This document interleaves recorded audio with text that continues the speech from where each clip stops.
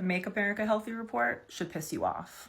Let me tell you why. The thing about shit with sources in it is that you have to actually look at the sources to make sure that they're not lying or just like using one sentence to summarize something that the study did not actually say. This is mentioned twice, and it says that there is no long-term benefit of taking stimulant medications. What this is looking at is one study, which it cites, but there are hundreds of studies that have looked at long-term benefits of stimulants, including less substance use, better executive functioning, better academic performance, not having risky behaviors. Let me give you a benefit of someone who takes stimulants long-term. Me. Do you know how many times I've crashed my car on my stimulant? 0. Do you know how many cars I've crashed off my stimulant? 7.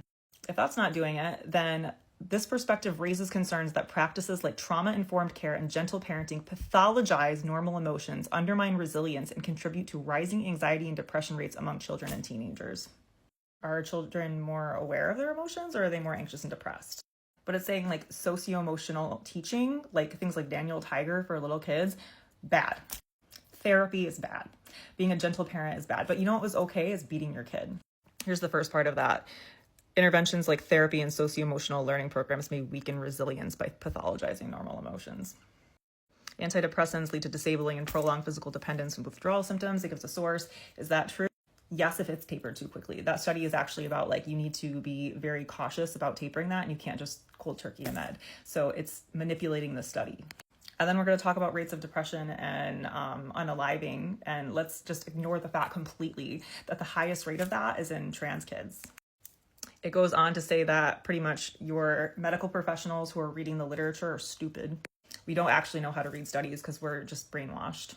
I'm not sure if they don't know that like we're taught to like critically think about all of this and look at the funding behind studies when we're analyzing studies.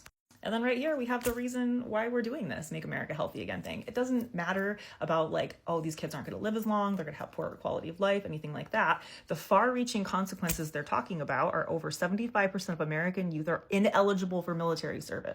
This is literally everything, and I have been saying this since day one. This is the reason they are doing this. They want less diagnoses because they want more people available for military service. Let's stop thinking they're out for our good because they're not. This has nothing to do with them caring about you, your autistic children, or your children's health. They want to take your kids and send them away to other countries to die for them. That's what they want to do.